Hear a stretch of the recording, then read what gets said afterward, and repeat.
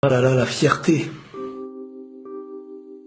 Aujourd'hui, par exemple, il y a beaucoup de gens qui sont fiers, mais il y a peu de gens qui ont de quoi être fiers. Honnêtement, dans la vie, il y a combien de personnes qui sont passées à côté de quelque chose de bon à cause de la fierté ou de l'orgueil? Des familles et des amis ont vu leurs liens se briser à cause de cette fierté. On connaît tous cette situation où chacun refuse de faire le premier pas vers l'autre, en disant s'il me donne pas de nouvelles, eh ben moi aussi je lui donnerai pas de nouvelles. Mais de l'autre côté, il est possible que ce soit pareil et qu'ils disent s'il me donne pas de nouvelles, eh ben c'est pas moi qui irai lui en donner. Et au final, personne n'a plus de nouvelles de l'autre. Et malheureusement, c'est très souvent comme ça qu'on casse une chose qui avait tout pour durer. Autant dans une famille, autant dans un couple, autant même en amitié. Le pire, c'est qu'on est tous conscients que cette fierté nous bloque dans tout plein de choses. On le dit nous-mêmes. Je suis trop fier pour faire ça. Sauf que cette chose qu'on pense positive nous fait très souvent perdre. La fierté nous rend fiers de ne pas la combattre. La fierté peut nous pousser à croire qu'on est parfois des êtres supérieurs, alors qu'on est faible. Mais être conscient qu'on est faible, ça devient déjà une force. Parce que c'est vrai, on est tous faibles et tous dépendants sur Terre. Et si tu penses être fort et non dépendant sur Terre,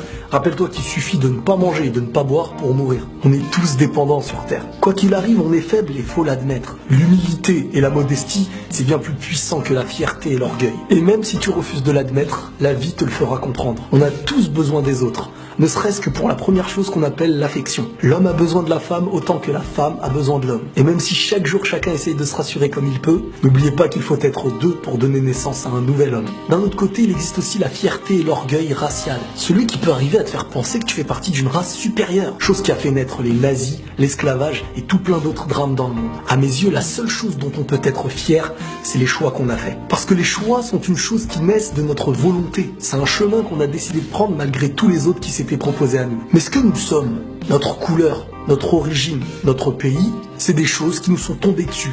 Même si c'est un bien. Mais chaque pays et chaque couleur contribue avec une chose qu'un autre n'a pas. Autant que chaque homme est différent d'un autre, tout en étant son semblable. Donc combattez l'orgueil et cette fierté qui ne sert à rien, car la vie vous donnera la leçon nécessaire et vous fera comprendre que vous n'êtes jamais le meilleur. Et très souvent, quand on a le choix entre l'orgueil, la fierté, ou bien l'humilité et la modestie, peu importe la situation, le recul nous montrera toujours que le gagnant est du même côté. Donc n'oubliez pas que les choses qui parfois vous rendent fiers sur le présent peuvent être la défaite de demain. Et inversement pour l'humilité, parfois sur le présent tu penses perdre, mais à l'avenir tu en seras le gagnant. Une chose qui te fera perdre peut-être aux yeux du présent, mais qui te fera gagner aux yeux du futur. Et la paix sur vous.